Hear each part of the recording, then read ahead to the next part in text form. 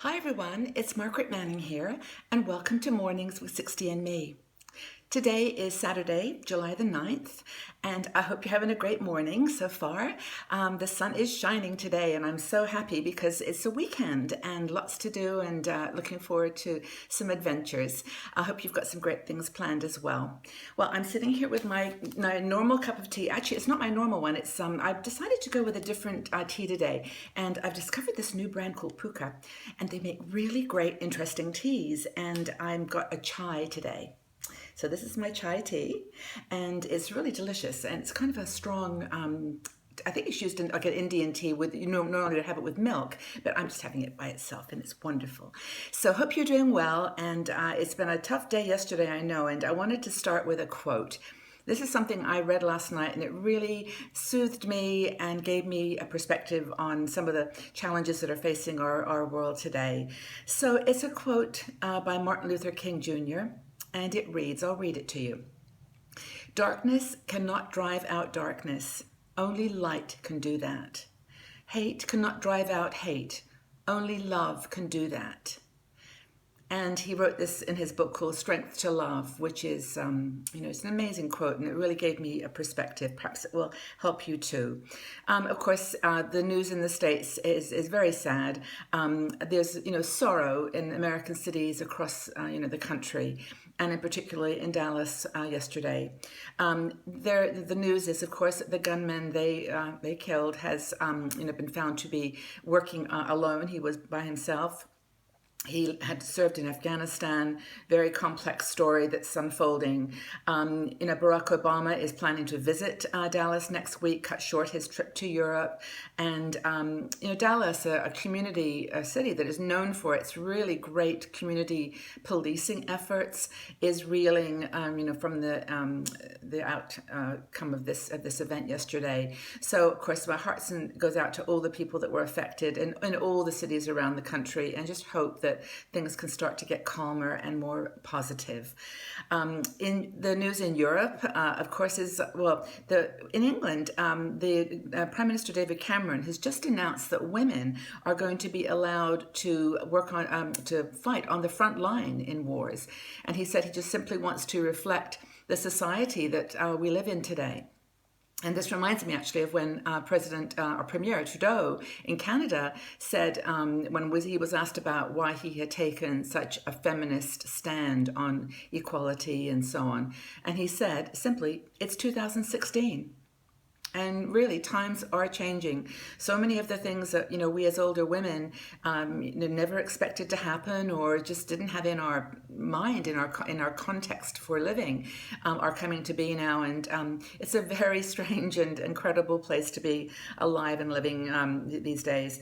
In England, of course, the pound continues to drop against the other currencies, and investors are worried that this Brexit exit is going to really have long-term effects on the British economy, but it carries on. In Warsaw yesterday, President Obama from the United States met with other NATO leaders to talk about the threats in Eastern Europe, and they made some decisions about there's a U.S.-built military shield that's going to be implemented, and other ways that they're going to work together. It was kind of a strengthening meeting to bring the European and American leaders together. In other parts of the world, in South America, women are just speaking out everywhere. And in Venezuela, there was a situation yesterday where they actually stormed the Colombian border, which isn't that far from Venezuela, to really, to try to get food and medicines that are not available for them in Venezuela. And it just, goes to show women are doing things they need to do to protect their families and their lives. And I just thought it was an interesting story. There were some fairly dramatic pictures of that protest by them.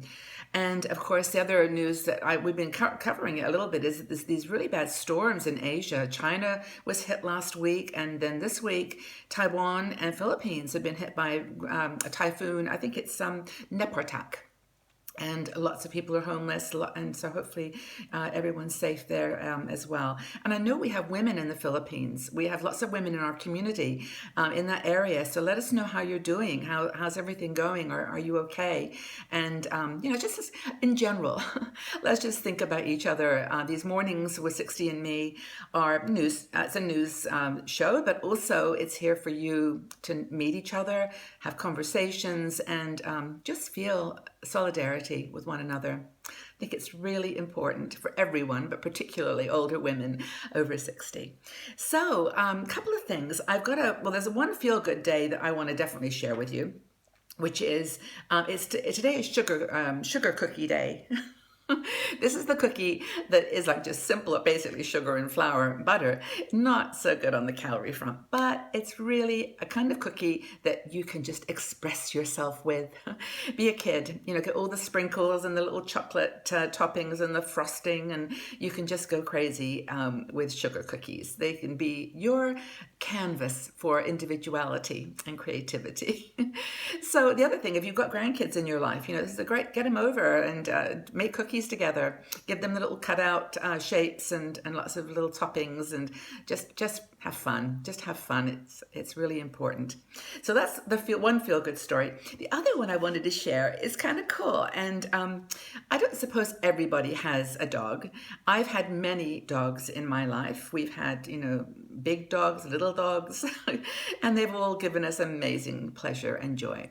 But not right for everybody. But for those of you who are thinking about pets and having dogs and cats, here are 6 ways. It's actually a really cool site, by the way. It's called verywell.com. I'll put it in the notes.